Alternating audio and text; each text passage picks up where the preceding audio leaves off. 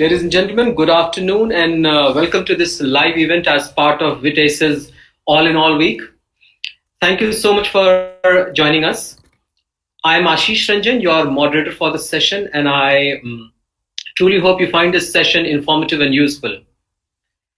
Clarity and conviction, we have been told, is the hallmark of great leadership. Authentic leadership hinges on conviction and self-belief of the leader. But is it really so, or are we overstating it? Now, that's the question that we are trying to answer as part of this session. And to expound more and throw more light on this, we are joined by Ms. Debopama Sen, our mentor for this session. Ms. Sen is the Managing Director for Treasury and Trade Solutions business for Citi in the ASEAN market. Her purview entails serving Citi's corporate, institutional, mid-market clients across Asia, providing them with cash management, trade finance, and working capital solutions. For over 24 years, she has spearheaded different businesses and institutional clients group at Citi, and I have had the utter privilege of working with her. On that note, may I take this opportunity to welcome Ms. Debopama Sen. Welcome, Debo. Hi, thank you, Ashish, and my apologies to everyone for the tech challenges, and thank you for your patience. Sorry you had to wait. No problem at all, Debo. May I start by requesting you to tell us about your leadership journey and what role conviction and clarity played in your growth as a leader? Sure, I can kick off talking a little bit about my journey, and I will touch upon clarity and conviction and what they mean to me and what they meant for me. I think from my career started, Citi is my first job. I've been here a long time. And my career started with being part of the management associate program at Citi, which is amazing because, you get to rotate through multiple functions.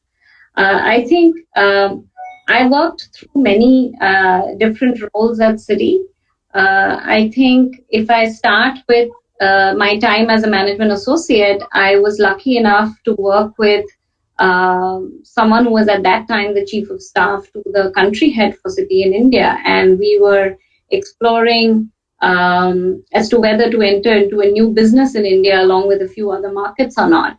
And so very early into a job, and unlike some of my other colleagues who had worked somewhere, done engineering, the workplace was not new to them, it was very new to me.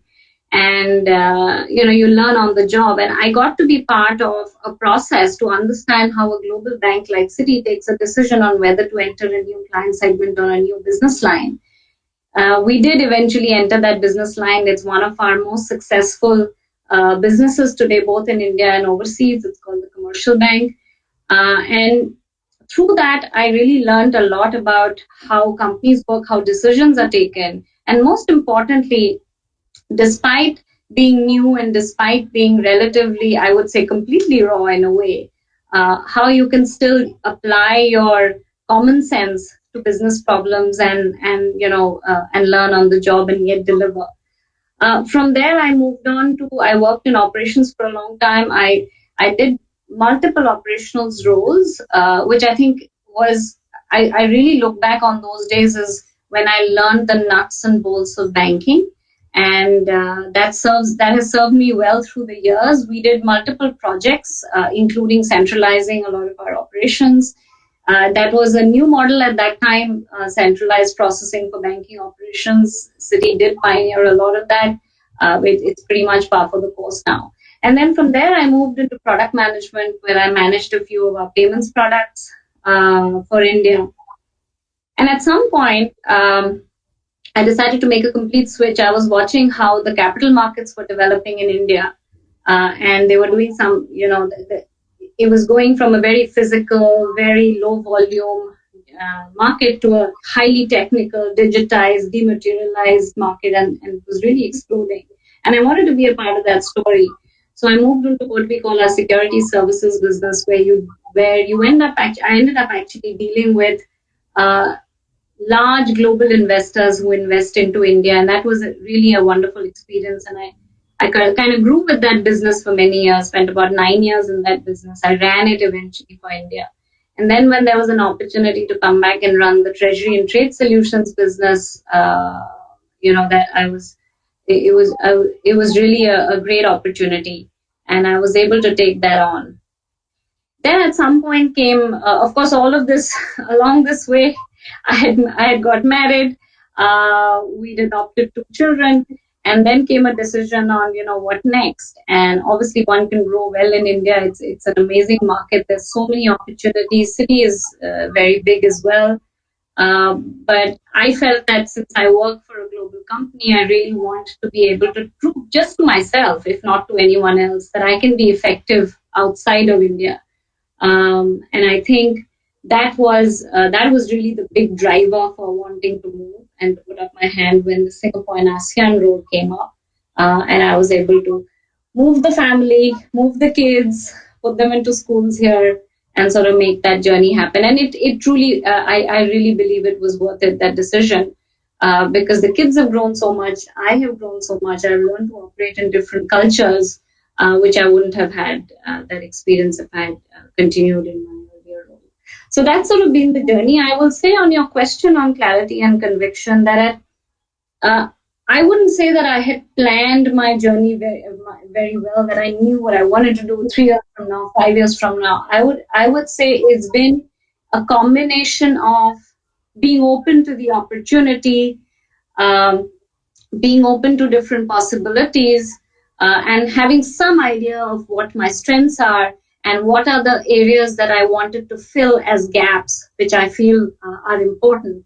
Because you need that combination of playing to your strengths, but at the same time being able to fill the gaps that you have if you want to grow. And I think the role that clarity and conviction played is that is really a sort of self-belief that you can take whatever the journey entails, and you're willing to take that plunge, and you're willing to do the hard slog, and you will come out at the end of it successful. And I think that means handling the personal challenges of the journey as well as the professional challenges, and just having that confidence in yourself and that clarity of purpose, that why are you making this move? Why are you going into a new business? What is driving you? I think that has sort of helped me, I would say, in summary, Ashish. Wow, that's so insightful, Devo. So I'm just going to stick to that particular point. You're saying that when you look at clarity and conviction, you're looking at it from the perspective of self-belief, that you can take a plunge and you can get into something completely unknown and something that you have not experienced, and you know that you have a sense of self-belief that you will come out, you will be able to manage the challenge, but at the same time will also come out successful. Yes, from the point of view of my career journey, absolutely. Now, obviously, when you're running a business and you're running a team, you've got to have similar clarity and conviction about your business goals. We can talk about that as well. Sure. So Devo, I think natural extension to what you and I are talking about is the point I had in mind was it's more than 2 decades of experience that you have had with Citi, and you have been a career business person. What, in your own experience, are the key markers to tell a good leadership from great leadership? And where do clarity of thought and conviction figure in that?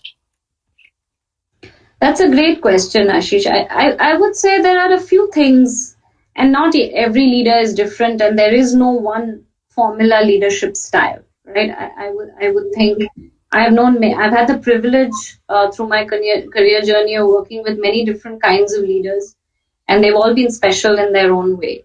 But I'm just trying to draw upon what I found in common amongst them, which stood out. I think, first of all of the great leaders I've worked with have had a vision, right? They've had a vision, and they've had a vision of the future. I think that's incredibly important. That if you're running a business, leading a team, you have to have a vision of the future, and then you have to be able to translate it for your team and for your stakeholders, and very often your customers, as to what that vision of the future is like. You have to be able to articulate it to them. And then you have to articulate it to what it means for them, the why. Not the how and the what are easy to articulate. I think you have to be able to articulate the why. I think the second thing about great leadership is really about authenticity. I think people will pick up very fast if you're not authentic. Whether it's a style you're trying to put on or it is something you're saying that you don't believe in, we are more of an open book than we realize. And I think that authenticity matters. And the third thing I would say, which stands out in every great leader I've seen, and they've been very different from each other, is curiosity. I think being curious, prevents a lot of accidents, because otherwise one of the great challenges in leadership as you get more and more senior is that you can get very far away from reality and you can almost develop your own reality.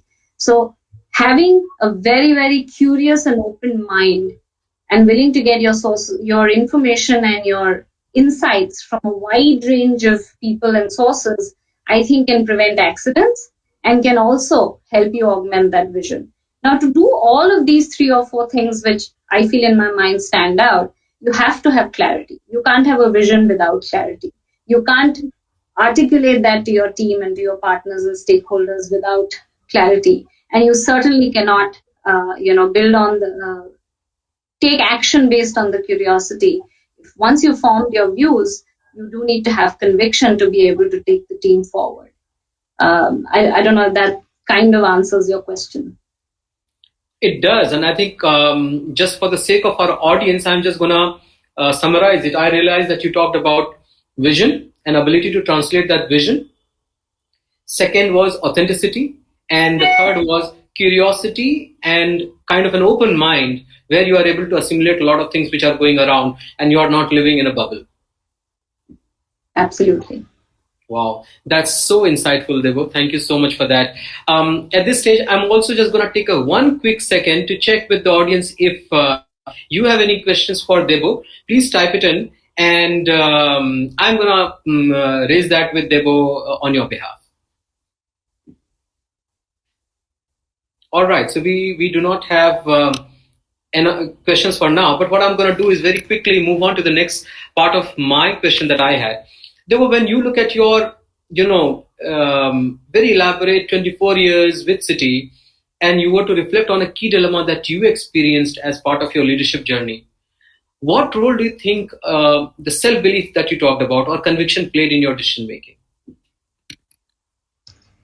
Yeah, I think if you talk about dilemma, I think there are a few. There are times when if you've chosen to take your team down a business strategy, and there are times when it may feel that you may not succeed. I think that becomes then a dilemma, that do you withdraw or do you still believe that something is going to come out of this and you should push on.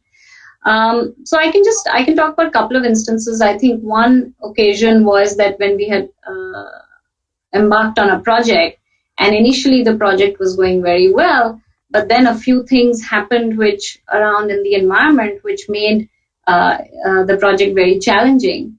And at that time, I think being able to think through what to do next, right? In terms of what do you, I think I knew in my mind that if I continued on this path, at some point it would pay off.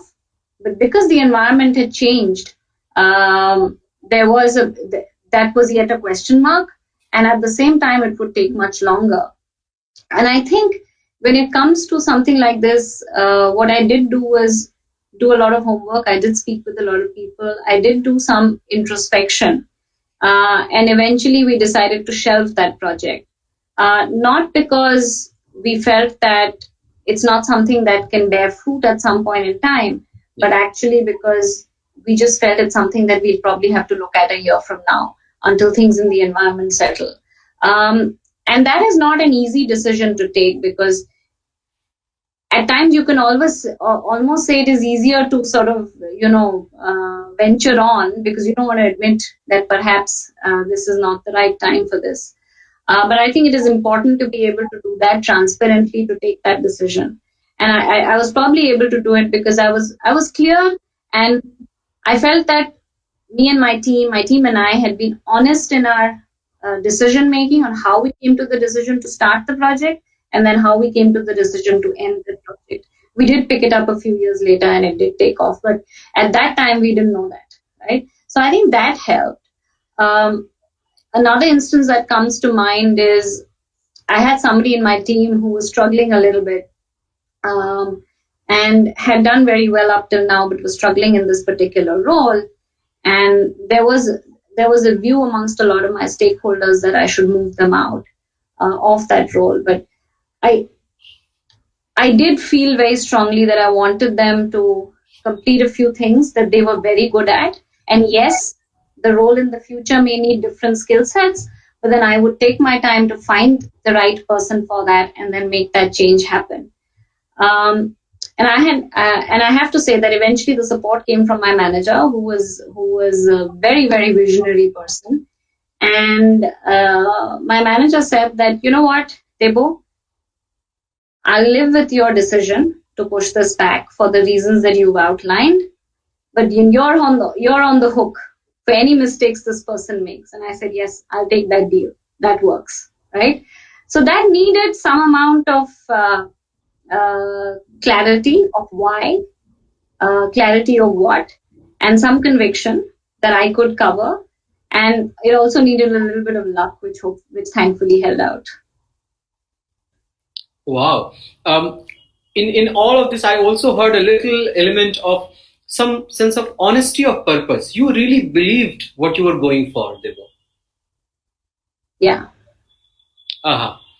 On that note, I'll quickly take some questions that have come from the audience. One is, given that you talked about one of your leaders, I have a question saying, is there a particular leader that you look up to? Oh, absolutely. And there are many. It would not be fair to take any names. There are many. I truly believe that I've had the privilege to work with some amazing leaders. And that's one of the things that makes working at Citi so amazing. And the qualities that I spoke about truly exemplify some of the leaders I worked with. And the other thing that I didn't mention when it comes to, and I can think of one or two for sure that really stand out, is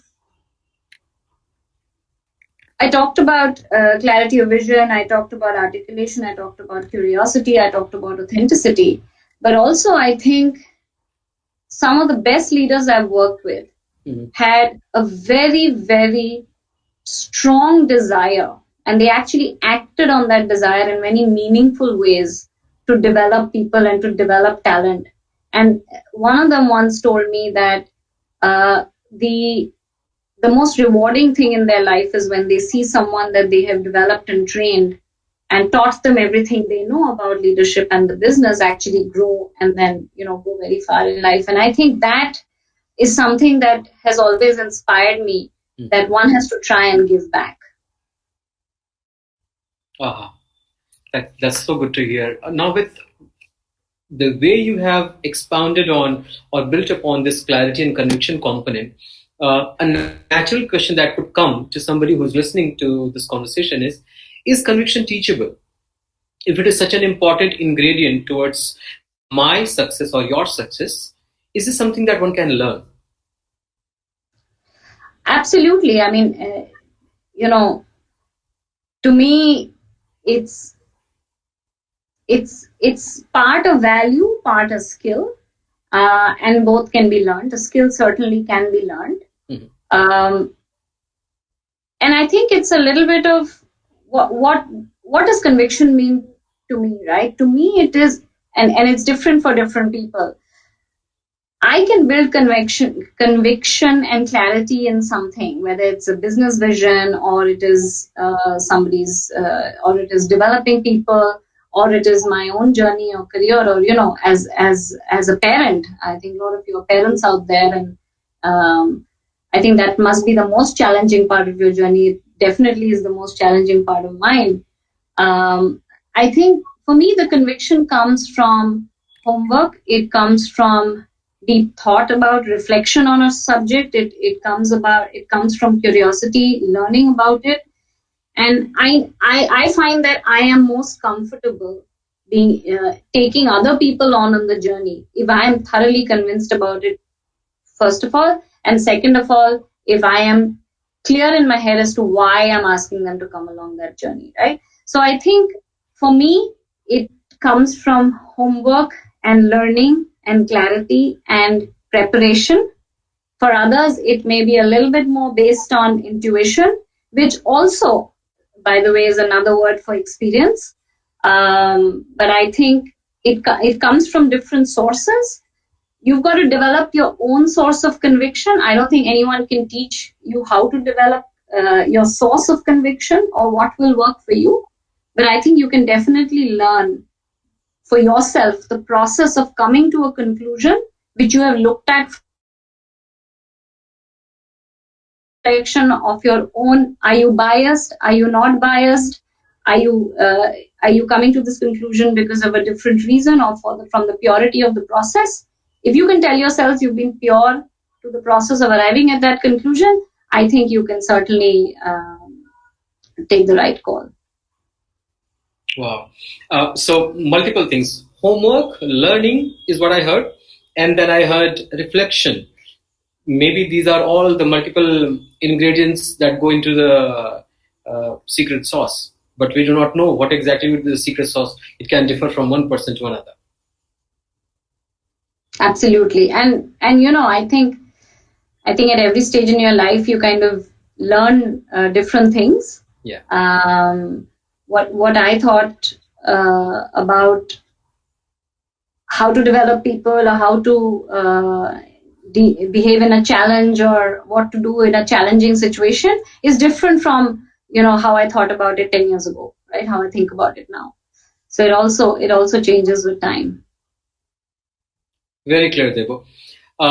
Debo, we seem to be in the last 7 minutes of this session, so I'll quickly take up one question from the audience, and it talks about what were some of the milestone decisions that you took in your personal life that shaped your journey. I think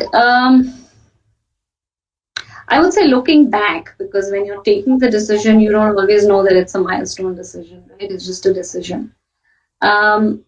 I think there are a couple of them that I would point to. One that I would point to was to move between businesses, from a career perspective, to move between businesses. And I think I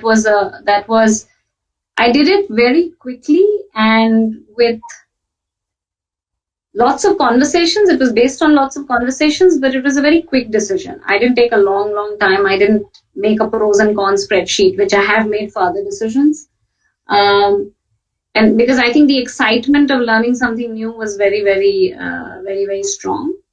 I think, and very few people move between businesses. They do. It's not that they don't, but it's fewer and far between. But I cannot tell you how much I look back on that decision to go and work in 2 or 3 different businesses with so much of gratitude, because it really has expanded my horizons in many different ways. The second, I would say, milestone decision was to actually make the move to Singapore, which meant reasonable upheaval for the family. So it was a family decision.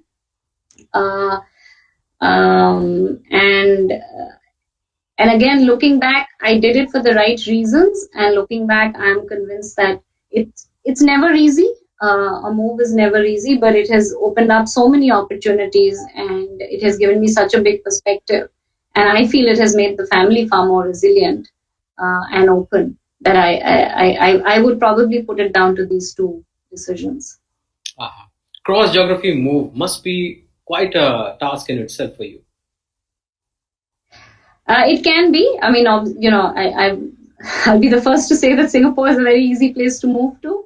Mm-hmm. But in our case, it was a big decision because my husband has a fintech company in India, so he works there and he kind of shuttles back and forth. The kids are here. So it was quite a decision to take. But I think, watching the family, kind of the 2 children becoming global citizens in a way, it's been well worth it. But I again, like I said, I truly believe that India is a country with enormous business and economic potential, and I thoroughly enjoyed my time there. So never say never. Clear. I'm going to take up one small thing, which when we talk about clarity and conviction, and we seem to be in the last 4 or 5 minutes now. Debo, with all the things that we spoke about in terms of leadership and what role that self-belief or clarity or conviction plays, now let us look at our overall economic situation or climate, where we seem to have weathered in the last 4 or 5 years. If I talk about India specifically, we have weathered demonetization, liquidity crisis, moving to a GST platform, and not to mention COVID. Now, how does a strong conviction play out in a very volatile climate? Yeah, I think the pandemic has it really has shaken up a lot of economies, a lot of countries. I think pretty much the world, right? And in its own way. And for many countries, it comes on the back of other challenges as well. Yeah. And I think you've got to the first clarity that you have to have is that you don't know all the answers, right? And I don't think we should, as leaders, I don't think it would be right to try and pretend that we know all the answers. I think you do, however, you should, however, have a very, very big listening ear to what people out in the front line who are really dealing with the real situation are telling you. And I think that like they say always, right, that in a crisis, decision making has to move closer to where the operations actually are, where the business actually is, where the client actually is.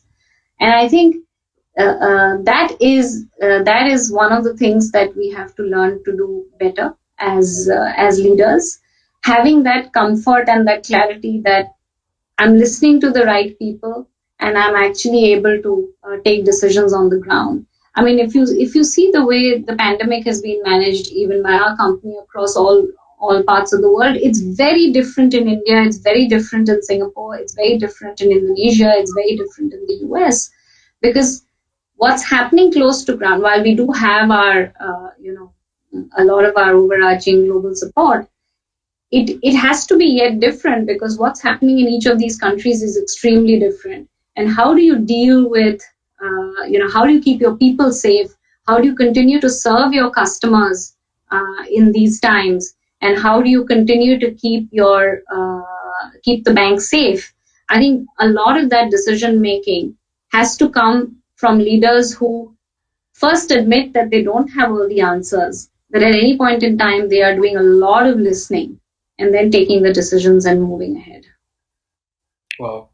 That must be a very humbling experience, saying as a leader, I do not know enough, but I am prepared to go to the epicenter and be right there at the front lines to fight it with you.